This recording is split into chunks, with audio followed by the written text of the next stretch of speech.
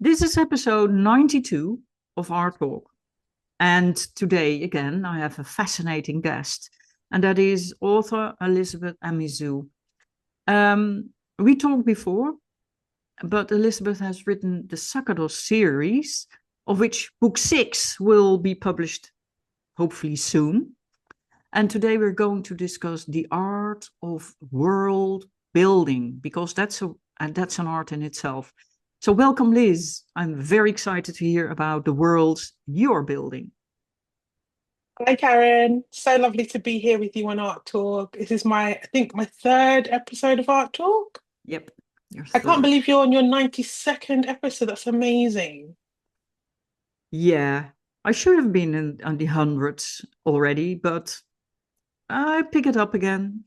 I'll pick it up. So I want to start with a quote from someone dear to you, who you met, who you probably admire as a world builder. And he writes, you can't go around building a better world for people. Only people can build a better world for people. Otherwise, it's just a cage. Who is that? Terry Pratchett. Oh, wow. Yeah, Terry had a lot of very interesting and amazing things to say. Definitely. And you met him, didn't Definitely. you? Yeah, I did. It was really wonderful. He was a really wonderful person and Hmm. a fantastic writer. Very inspirational for me. Yeah. So, taking this quote, what is it you want to build when you create your worlds? I think when I'm creating my world, I'm creating an atmosphere, I'm creating an energy, I'm creating something that is more than a world, it's an idea. And I think that our world that we live in is an ideas factory. It's like subsists and consists of many different ideas and atmospheres, and those are what permeates us. And affect our world, and our world affects us. And I think it was Arthur Miller that says something along the lines of society is like a man in society is like a fish in water. Like it permeates you and you permeate it. Like there's no separation between the two of you really. You're Mm-hmm. breathing it in all the time. And so when I create worlds, I really want an expression that's like that, that feels really organic and it feels really immersive. One of my favorite writers is a writer called China Mayfield, Mm-hmm. who wrote this amazing book called Perdido Street Station. And that world is built so intricately, so marvelously that you are completely immersed in it. It's very difficult to separate yourself from it.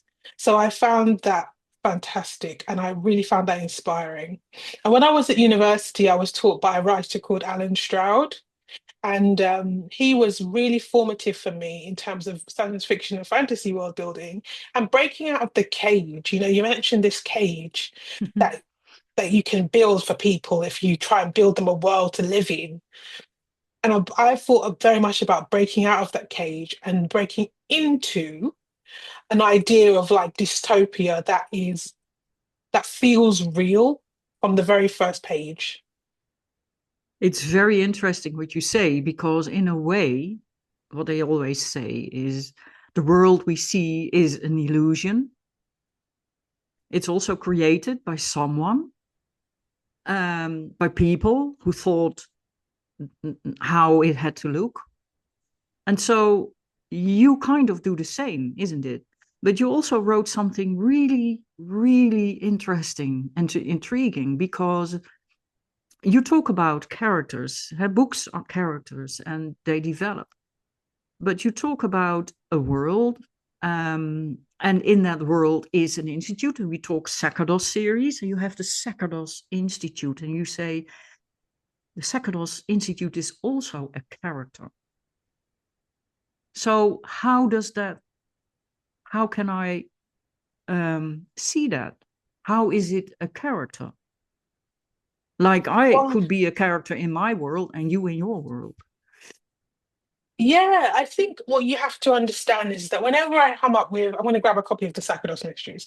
Whenever I come up with location that's going to be central to the narrative. I think about what the writer, what the reader is going to feel whenever we come to that location. And I really feel like places can really have emotional ties for people. And I really want that for the key locations in my narrative. So the Sacerdos Institute in the Sacerdos Mysteries is where Kailara, the main character, goes to kind of become an elite, become something called an elite, which is a part of a gifted order that's unique and that is separated from the rest of the gift bloods. So, for example, they live in dorms.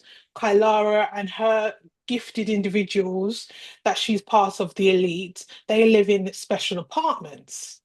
And she gets given this ring, this an elite ring. She gets a Sacerdos ring for the institute that she goes to, but she also gets an elite ring. And it's really significant because it ties her to that place and to that time. It ties her to the other elites. And we get this sense by the fourth chapter of the book that what she's exchanging for those things, she doesn't know yet. They're going to ask for the piper is going to come for the payment. They're going to ask her for things, and she's not necessarily sure what those things are going to be. But because she's rebelling against her father and against her death of her mother, and she's got those things going on for her, I think that's definitely part of the narrative. Yeah. How does your world start to begin with? I mean, you can't just out of the blue invent a new world. So does your world start with a story, or do you have images in your head that you see, and then can you explain that? All my worlds start with real places. They're all real places. None of them are just imagined like fabric of my imagination. So I'll go to a web series and a novel that I wrote called Death Day. And in it is it's about twins, pair of twins, super fecundal twins, who find out when they're going to die on their 18th birthday, that's it, on their Mm. 18th birthday. And the dates are different. The dates for each twin is different, and it shouldn't be the same because they're identical. But because one is a boy and one is a girl, and because one was born black and one was born white, there's something phenomenon that's called superfecundal twins, then something's gone wrong. And then they start to realize that maybe the death days are not necessarily real. Maybe somebody's created them. And the main events of that narrative happen somewhere called the Registry.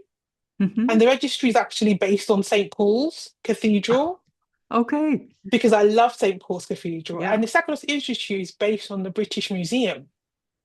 So it Okay. was actually the British Museum that inspired me. Of The course, I was building inspired. itself. The Yeah, the building building itself. itself. Yeah. Yeah, especially the outside. Hmm. But the inside as well, actually. I love the British Museum, and a lot of locations in Sacerdos are essentially central London, the British Museum, and Soho. Ah, A lot of Soho. places, yeah, a lot of the Hmm. places are Yeah. inspired by and then the South Bank National Theatre, the Globe Yeah. Theatre, Tate Yeah. Modern. Those are some of my favorite places in the world. And I really go to those places a lot and I'm inspired by them. So I write the locations for my fantasy novels as connected to those places because we have something in the Sacerdos Mysteries called portals, Hmm. and the portals connect different parts of the universe to each other. And there's also something called the Sanguis River. And I'll give you a little hint that no one knows, that my fans don't even know, my readers don't even know. But the Sanguis River has a portal connecting it to the Thames in London. Okay. So there used to be a very strong connection between Yeah. the Sanguis and Sacerdos. And that's why there's so much similarities between environs of the Thames River and the Sanguis River that goes through Sacerdos. Yeah, it's interesting. I know the portals. I have made a map of the portals that that are very intricate. You can't just jump into a portal and then hope you come out the other way where you want to be. You could end up somewhere completely different. And then it's the question if you can come back. But it's interesting that you couple everything to London. And I know London very well. So I know exactly the places. I can see them in my head. So I'm an image thinker. I have those places in my head. Um, but so there the world starts, your story starts based on those uh, places, specifically within London in this case. But then when you read Sacerdos, you don't see anything of these, you don't see London at all. Yeah, but come on, tell me about Hogwarts and Hogsmeade and Panem. You know, these are from Harry Potter and from Mm, um, Hunger Games, and even in Basgiath from the Fourth Wing series, the Empyrean books by Rebecca Yarros. Noughts and crosses, yeah, you know, you are immersed in entirely different worlds. Lord of the Rings, Lord of and the then I'm Rings. a massive fan of science fiction and fantasy. I Mm, love board games. I'm immersed in board games. One of my favorite things is the series Firefly, which is a cowboy western set in science fiction, futuristic space space. ships Yeah, and stuff yeah, like that. yeah, So, yeah, and I love Star Trek as well, the original series. And I think that we're immersed in worlds, but we live in science fiction. We live every day with things that people from previous generations couldn't even imagine. yeah. No, but Even we but simple that's things. that's true. We live, Yeah. and that's what I said. Everything we see is already an illusion. So there you have a created world, and yeah, we live in science fiction, definitely. But you have something very special in your science fiction because you can have your phone, your iPhone, but you can also can have a phone like that, or even this way. So the one that when the phone started, when it had um, a very Do one long of these. string and a little a tin or something that you could talk to your neighbor. So you have all these ancient things coming back into something that is totally not a reality. But then you can ask, what is a reality? And you must have images in your head, except apart from only the places and the things, the words. Do you have that? In my books, thank you so much for your question. It's really, really, really intriguing. Like in my books, I think technology is a massive driver of events, Mm-hmm. just like the way it is for us here in our world. And I really believe that technology determines action, human action, a lot. The amount of technology that you have access to will determine how you progress or whether you progress. And the technology that people start to uncover in Gifted Blood, which is the fifth book of the Sacerdos Mysteries, is Gifted Blood. And that's the technology to reinvent Gifted Blood and to distill it into its magical properties and things like that becomes a really dangerous game that people play. Um, but I also have this thing in all of my books, in many of my books and my works, is that technology doesn't get thrown away. Just Mm-hmm. because new technology comes into play doesn't mean that old technology is obsolete, because Yeah. depending on where you go in the world, they might not have access to the new technology. And you still want to listen to music. So you have vinyl records. Yeah, Yeah. but you also have Spotify, depending on where you go. Depending on where you go in the universe, you might have to wind up a radio and listen to the radio. That's the furthest the technology's got to.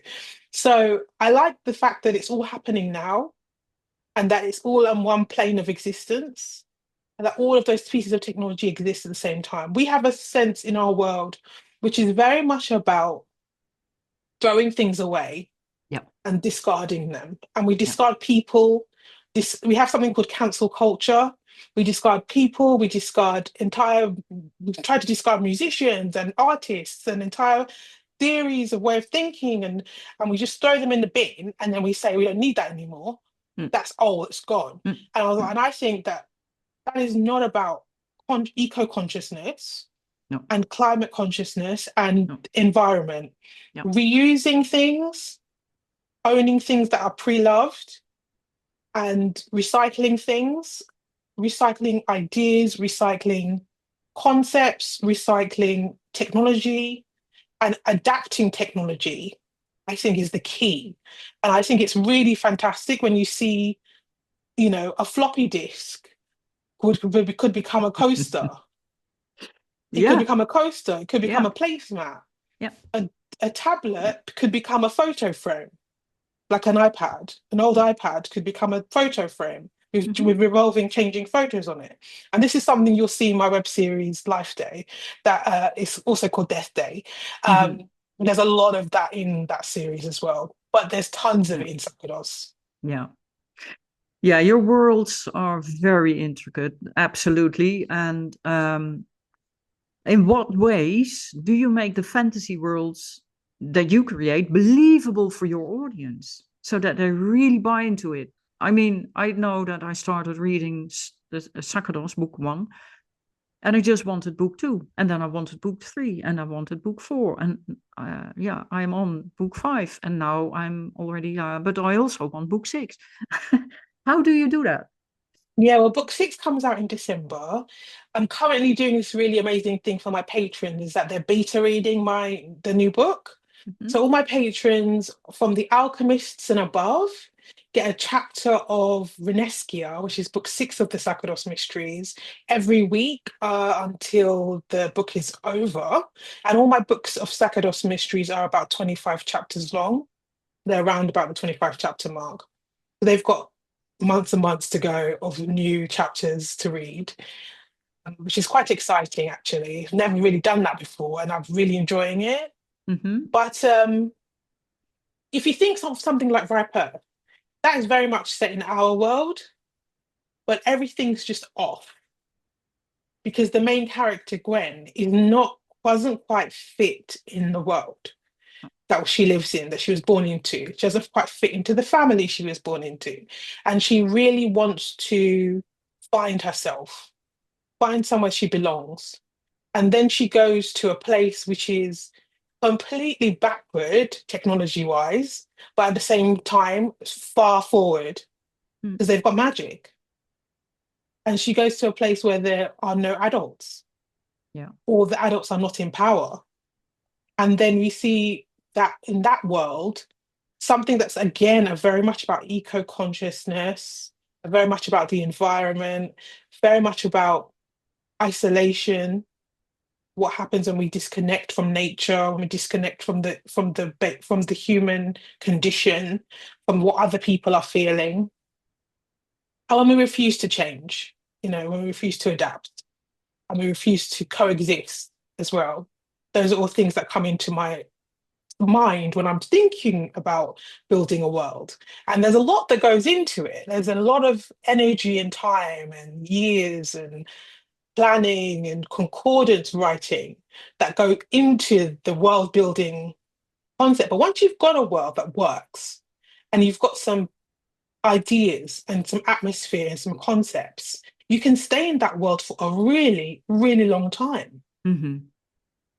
So that's the way. So you find something and you think, yeah, this works. This really works. Here, I can let all characters evolve here. I create it visually also into something that people will embrace because they want to be there. They want to go through the Sacerdos Institute. They want to go to all the other worlds in that world. Um, and that is the way you keep your audience attached to. The world is kind of inconsequential. For me, I feel like once, if you've done it really right and you've done it the way you want to do it, it it's almost as though it's easy to pretend it's not there Mm-hmm. because Mm-hmm. it just happens to be that intricate. Like immersive worlds and in integrating yourself with the world is something that I do a lot of in my writing, and I love to read it as well. In my For my literature, for my pleasure reading, and I think everything from the worlds of like J.R. Tolkien to Neil Gaiman, Neverwhere, American Gods, books like that, you will definitely find a strong sense of immersion. And that Hmm. it means that the world itself that's been created, the diegesis, sort of fades away because Hmm. you've accepted it. Yeah. You've come to terms with it. Yeah. You accept it's that's the way it is there. Yeah. And so we just walk through the world and we experience it, and we experience it with the characters. But what they're doing and the experiences they're having are way more interesting than the world itself. Yeah. Yeah, it's true. And it just comes to mind. So I go a little bit off track, but I had to think about Sensei by the Wachowski brothers or sisters, how they have placed um, people like you and me in a world we live in, but then with those people, things happen that connects them all over the world from completely different places by telekinesis and able to see things that other people don't see, which creates the fantasy world you create in your book. But in film, that's different because you live in the world we live in. We recognize it. We recognize Berlin. We recognize London. We recognize things, cities. But the people playing experience something different. And it made me think about how Clara, your main character in Sacerdos, is experiencing things that she suddenly finds out and is scared berserk because what the heck happened with me? What do I do with this? And I don't want to spill too much beans, but she finds a power she has, and that is magic. That is a magical power, isn't it? It's something called a gift. It's a gift. It's something A called gift. Yeah, yeah. being gifted in the series. And I think you're right. You really speak to that concept. I love the Wachowskis. I loved them. I loved everything that they've done. I think I really enjoyed Jupiter Ascending. I think that Mm-hmm. was a really interestingly pictured world. And obviously, I love The Matrix and all of The Matrix and the Animatrix as well. And I really enjoyed The Matrix Resurrections as well. I really liked that. I thought that was really Mm-hmm. interestingly done. And I think when you're do writing in terms of not making films, not making screenplays or things like that, you're writing a novel, you do have much more leeway. You do have much more license because you don't need to wait for the cameraman to come Mm-hmm. along Mm-hmm. or the Yeah, camerawoman yeah, to set up the shot for you. You don't need to wait for the actor to come along and say the lines in the perfect way. That just happens yeah, on the page. You yeah, can make that happen with the yeah. words you use. The And lighting is always still, perfect. and still, your books are very visual. Your books are Very very visual. visual. Yeah. They could be films. When I read them, I can see it in front of me. So they're very visually But the written. film really is really nice. The visual cinematic storytelling style is really flexible for Mm. readers. It enables readers, and I use Harry Potter as an example because that was made into a really those books are made into a really successful film franchise. What happened to a lot of people is that the imagination that they imagined Harry, Hermione, and Ron, the way they imagined them looking, being, the way they imagined Hogwarts, that sort of started to change Yeah, when the films came out. yeah, because they were designed for them. And then, yeah, Yeah.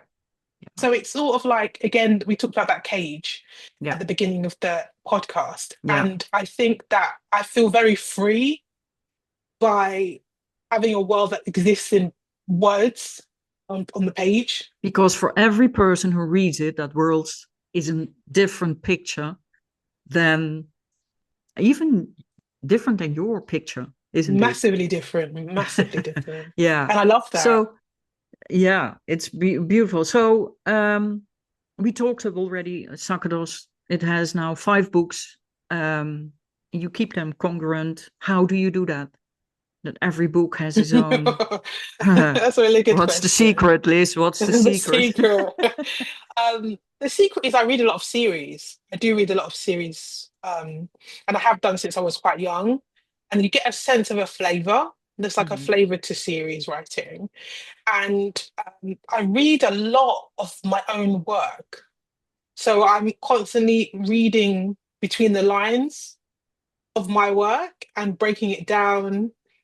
I do something called Unveiling the Mysteries that you will know because you're one of our listeners. And it's a podcast I do, which is I break down each chapter of my books and I do a thematic breakdown and a plot breakdown.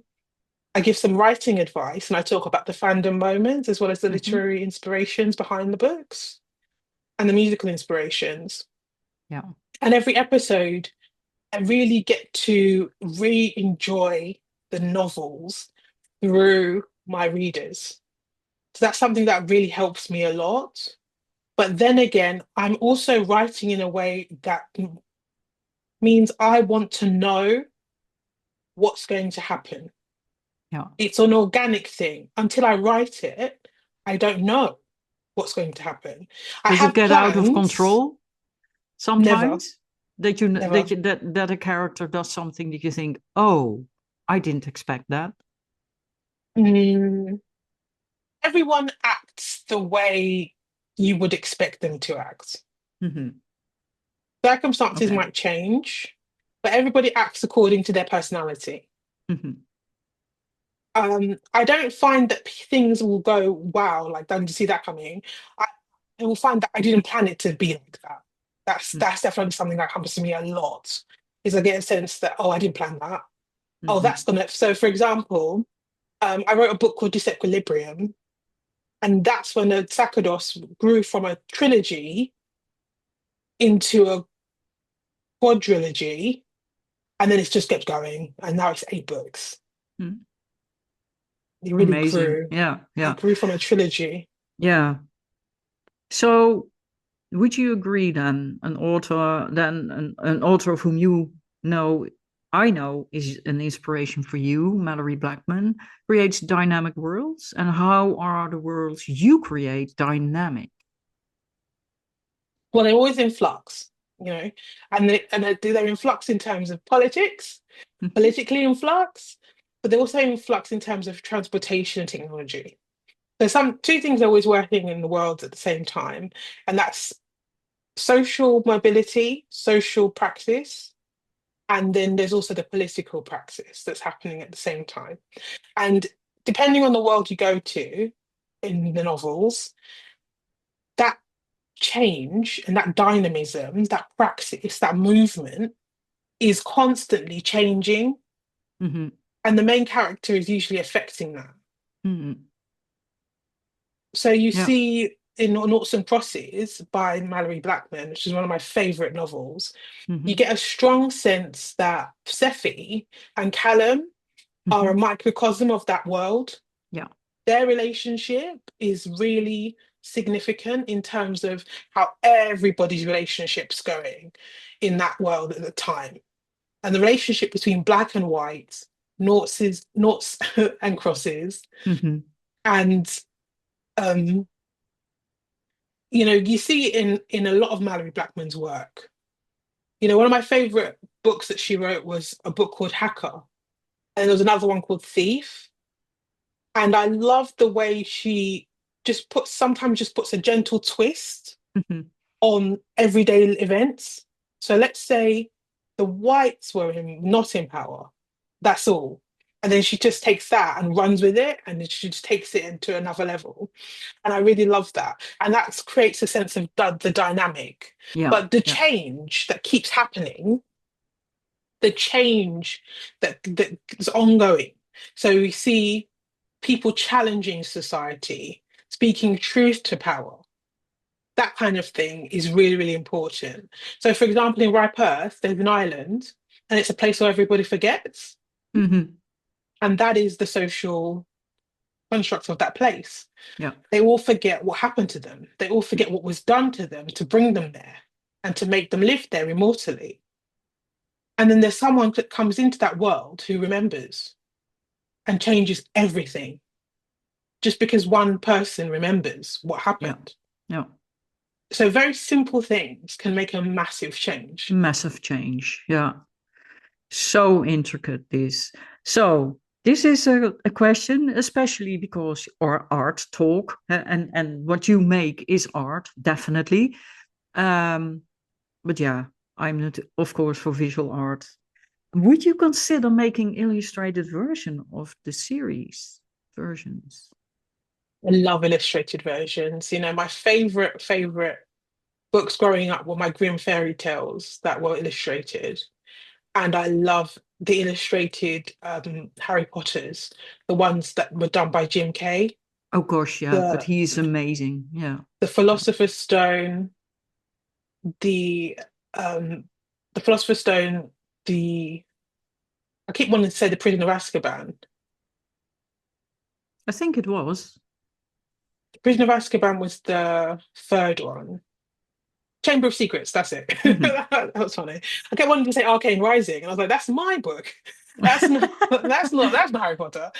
And those three, especially I do love The Prisoner of Azkaban. Those three were so beautifully illustrated. I would love illustrated versions of Sacerdos, but I don't know if that cage thing would happen, Yeah. where people would just see the illustrations and not the imagination.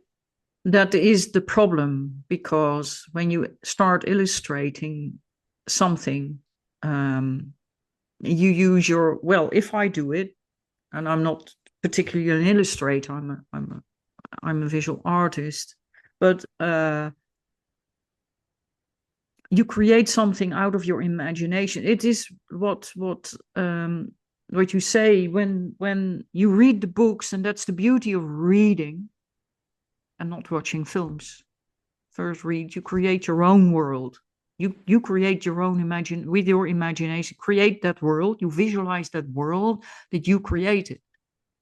And it is true that as soon as someone is going to illustrate the books, it's their world that you show to other people. So you kind of put them in that cage of, this is how Sakados looks. This is how it is. This is how the characters look, what the characters look like, how they're dressed, how things are doing, etc. Yeah, that is. You put kind of a limitation on it. It does put the limits on it a little bit. I But it is I still was very beautiful. It It's can be very incredibly beautiful. beautiful. And I Yeah. think the illustrations really help in terms of making cinematic versions of a novel. Yeah. And Yeah. also they really help in terms of storyboarding, Yeah. that kind of thing. And Exactly. there's nothing wrong with that. I think that stuff is all really good. But I'm in a certain place at the moment as an author with my work that I really am enjoying, because it's all about the imagination right now. Yeah. It's all about what people see in Yeah. their minds. Yeah. And that's a And really I nice place think, to be. to be honest, that's really important. We lost that too much. We lost that. And many people don't have that anymore. That's why I would recommend not only young adults to read these books. So, my listeners, if you have children, age young adult, then I highly recommend these books. Absolutely. But, steal them and read them yourself because they're Yeah, freaking amazing. my demographic is 20s to 40s. Mm, That's the truth. My demographic is, yeah. 20s to 40s. It's And up and up. and then up and upwards, Yeah. and then downwards as well. So Yeah. younger than 20s as well. Yeah. Up, Yeah. teenagers are reading them. And Yeah. I think that the demographic of people that really relate to the teenage experience and the coming of age experience is really surprising. You get a lot of people really interested in a narrative that takes you from the age of 15 to the age of 35 and upwards. Yeah. Well, you can, I mean, I can understand why Clara, in this case, acts in a certain way. I can understand that. Um, so I come from another place. I have understanding for it because there was a time that I acted like that kind of. But there will be people of 15 years old and say, yeah, that's me. That's how I feel. Yeah, yeah, So, that's true. Yeah. but for me, the most important thing is read books to spark your imagination. And artists, if you lack imagination or are blocked for content, these books give you so much inspiration because I am currently painting or developing a painting on one of Liz's books that inspired me to make an artwork that is conversational, to get the conversation started, that is about healing and about diversity and equality and unity, etc. So you can find it in books, and they will spark your imagination, and you can put it on the canvas. So, another question: what are other authors that inspired, or who inspired you, and maybe even still inspire you? I'm really inspired by a lot of authors, actually. I'm really inspired by a large range. Um, I want to talk about a few, just one or two, really. The first one is Julia Cameron. Hmm. Julia Cameron is like a lifetime companion for me through her words. She wrote The Artist's Way, and it's a brilliant book, which just really companions the artist through the good times and the bad times, through the famine seasons and the feast seasons. And I think that anybody who wants to write or loves writing or is fascinated by artistry should read and do The Artist's Way, because I do believe everyone has one good book in them at least, and maybe more. And then the other person that really, really inspires me in a great way, I would have to say at the moment, is Rebecca Yarros. Hmm. That is my big inspiration at the moment. I'm reading Onyx Storm, and I love the way she goes about creating her world, and it's very intense and very dynamic and brilliant. And of course, there's Suzanne Collins and loads of people, in fact, but those are three. And of course, I have to mention Michael Jackson Of because course. I'm a very big fan of Michael We both Jackson. are. Yeah. And I wrote a book on him called The Dangerous Philosophies of Michael Jackson. And I'm very inspired by his music. A little known secret about me is that I was so inspired by his music that I wrote a book inspired by some of it called Ripe Earth. And then I also wrote a series of short stories inspired by Michael Jackson's music. And I have never published those. So those would come out in the next few years, maybe. We'll see. Yes, of course, Um, Liz, you're not going to put them in your on the I've, shelf. I've got those. But I think that as an artist, MJ really inspires me a lot in terms of his Mm, music, mm, because his music builds worlds in itself. His songs create narratives, his albums create worlds, narratives and experiences that you can just dive into and explore, especially something like, Liberian Girl yeah, or Earth yeah. Song. Earth song. Definitely. Definitely. Yeah. Wow. Where can people find your Sacerdos series? And where can people find you? You And can talk to find me, me and also don't forget your Patreon, because you have an amazing Patreon with lots of great gifts, etc. You can find me at www.elizabethamisu.com. My Patreon is patreon.com/Eliza Writer. And my Blue Sky is Eliza Writer as well. I've got Instagram, all of my social media. I will send you a link tree. Karen, you can put the link tree in the notes. Okay. Yeah, so I'll send you a Yeah. link tree. I'm on all the social media. I really like Facebook. I'm still on all of the social media, and I'm even on X. Don't know how long that's gonna last, but we're still there for now. Okay. Now we close the show. No, close the session. How can you be on X? Doesn't matter. I loved this. I loved this conversation because you have so much to tell about worlds, about imagination, which is so important for artists. Also, you know, even when you do realistic art, what I do in portraiture, it's always the narrative. I paint portraits as a story, and so narrative is important, and the narrative is not always visual in that you put a lot of stuff around it, but it is from the inside that you paint something from the inside out. And that is what you do with your worlds. You create something, and Sacerdos Institute is mysterious, and everything comes from the inside out. And there you see that worlds are evolving, and you see characters evolving, and you see their struggles, and you see their fun, and you see their lives. Yeah, it's the power of imagination, really. I just want to It's say briefly, I'm migrating to Blue Sky. what you are. Migrating to Blue Sky. Oh, okay. Yeah, but it is the power of imagination, really, truly. And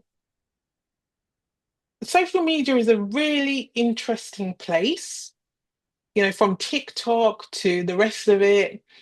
I feel like it's very ephemeral. If it can connect you to something like a book is to me, even if it's a book on Kindle, it's so much more substantial.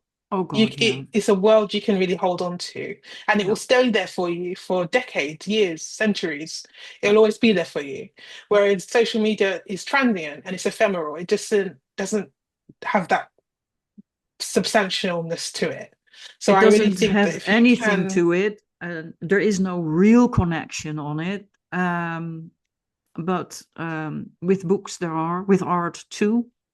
And so the arts in general are extremely important for the world we live in.